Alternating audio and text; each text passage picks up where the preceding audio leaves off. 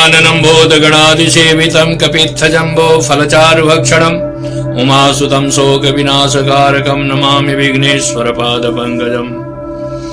कालिके कृष्णरूपाय राधारूप शिवाय च सर्वक्लेशविनाशाय श्रीकृष्णाय वयं नमः। कामाख्यां वरदे देवी नीलपर्वतवासिनी त्वं देवी जगन्माता सर्वशक्ति नमोस्तुते। आप सबों का हमारे चैनल पर स्वागत है। आप लोगों के लिए माँ भगवती परम्बा जगदम्बा से नित्य प्रति प्रार्थना करता हूँ। आप सभी खुश रहें, आप सबों का कल्याण हो, आप सभी सुख और शांति सुकून के साथ जीवन जिएं। आज का प्रसंग है, एक महापुरुष ने प्रश्न किया कि महाराज, अष्टमी का जो हवन हुआ है वो अष्टमी में क्या फल होता है, उसका विशेष क्या है, या होली में क्या विशेषता है, साधना के लिए आप कृपया बताने का कष्ट करें। तो खास करके चाहे होली हो, दिवाली हो, नवरात्रि हो, नवरात्रि में अष्टमी की प्रधानता ज्यादा दी जाती है। अष्टम्याम व चतुर्दश्याम, चाहे शुक्ल पक्ष हो या कृष्ण पक्ष हो, तो अष्टमी या चतुर्दशी का जो दिन होता है वो माँ भगवती के अनुष्ठान के लिए सर्वोपरि माना जाता है, बहुत ही बड़ा महत्वपूर्ण है। इसीलिए कहा गया है कि आप एक चीज देखेंगे कि मंगलवार के लिए एक दुर्गा सप्तशती के अष्टोत्तर शतनाम में आया है कि भौमा वास्या निशाम अग्रे चंद्रे शतविकांगते। अगर मंगलवार के दिन अमावस्या का रात्रि समय हो, चंद्रमा जो है सो शतभिखा नक्षत्र का हो, तो बिलिखा उस स्तोत्र का अष्टोत्तर स्तोत्र को लिख करके अगर नित्य प्रति आप पाठ करते हैं तो 41 दिन के अंदर, 41 डेज के अंदर आपकी सभी मनोकामना पूर्ण होकर के धन धान्य से आप परिपूर्ण होंगे। सभी प्रकार के कष्ट आपका दूर हो जाता है। इसको क्यों? कि मां भगवती के अष्टोत्तर जो सतनाम है वह उसी के ऊपर पूरा दुर्गा सप्तशती का निर्माण किया गया है, उसके ऊपर ही। क्यों?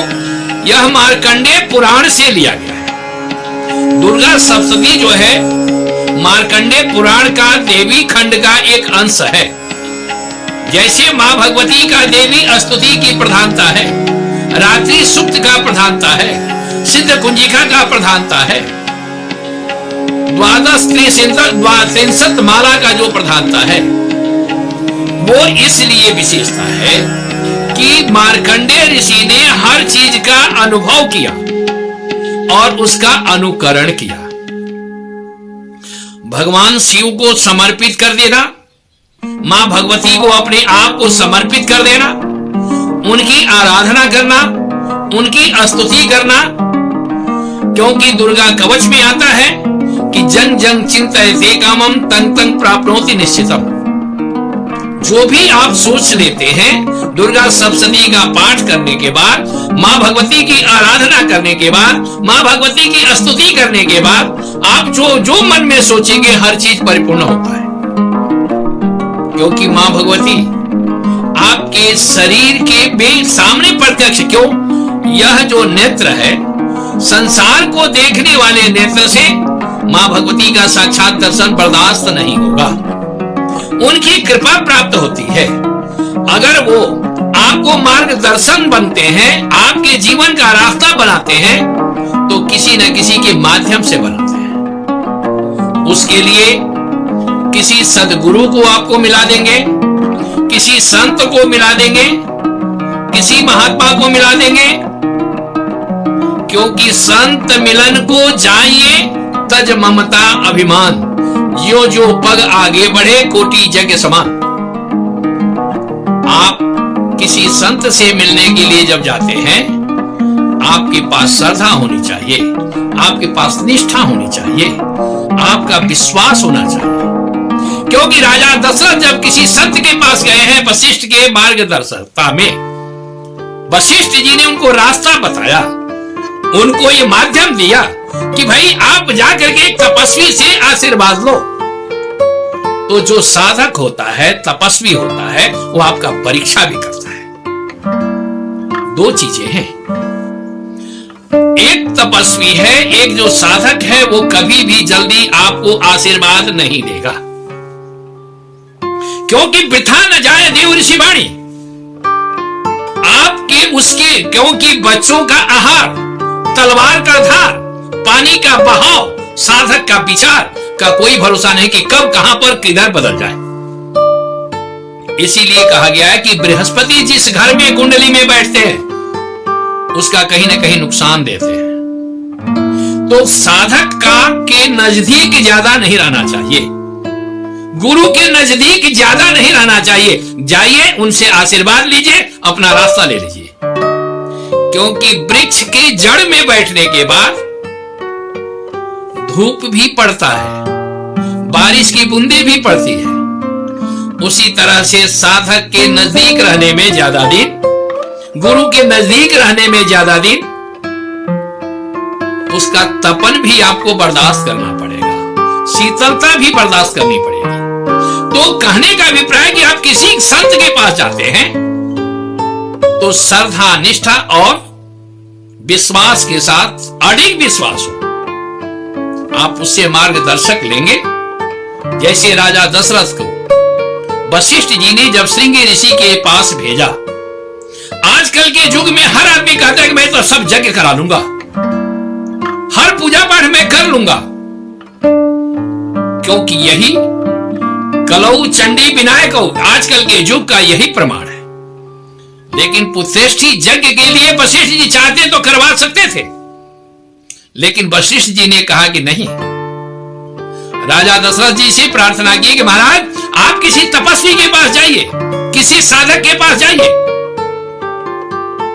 और वहां जाकर के आप नंगे पांव में जाइए। वहीं से ये परंपरा बना कि संत मिलन को जाइए तज ममता अभिमान, जो जो पग आगे बढ़े कोटि जग समान। तो श्रृंगी ऋषि के पास राजा दशरथ नंगे पैर जाते हैं, पैदल चल करके जाते हैं।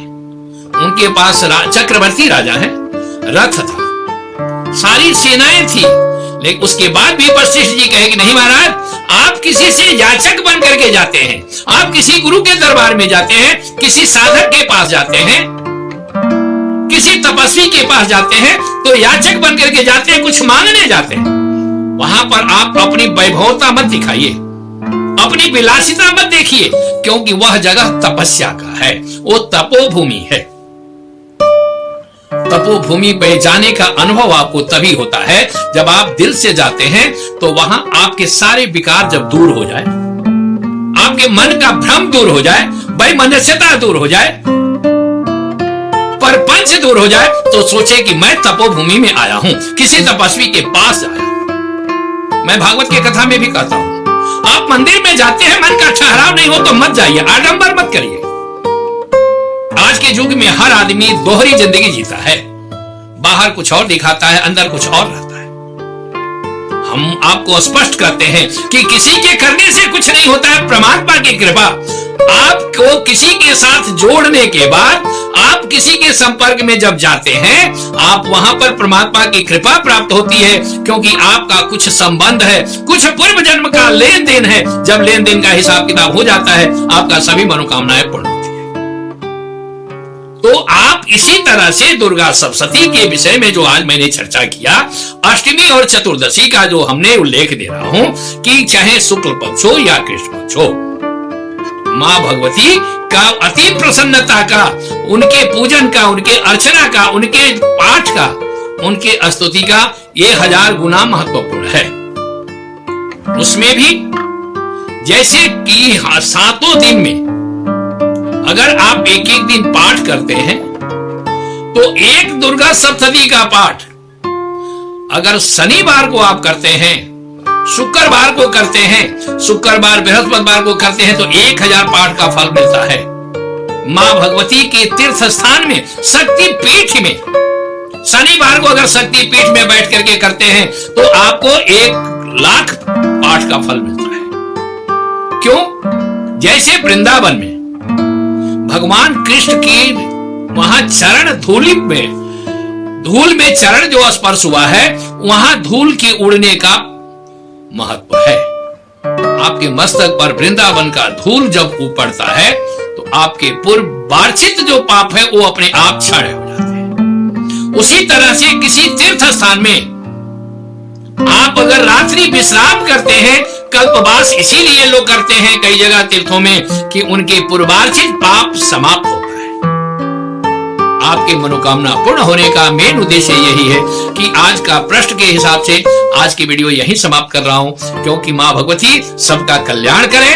और अष्टमी चतुर्दशी के दिन खास करके आपको अगर मां भगवती की साधना करनी है, मां भगवती की आराधना करनी है, तो चाहे शुक्ल पक्ष का अष्टमी हो, चाहे कृष्ण पक्ष का अष्टमी हो, निशा काल में अगर आप पाठ करते हैं, मां भगवती की प्रसन्नता के लिए सिर्फ देवी सूक्त का पाठ करें, आपको सभी मनोकामना पूर्ण होता है। मां भगवती की प्रसन्नता हो, सब कुछ मिल जाता है।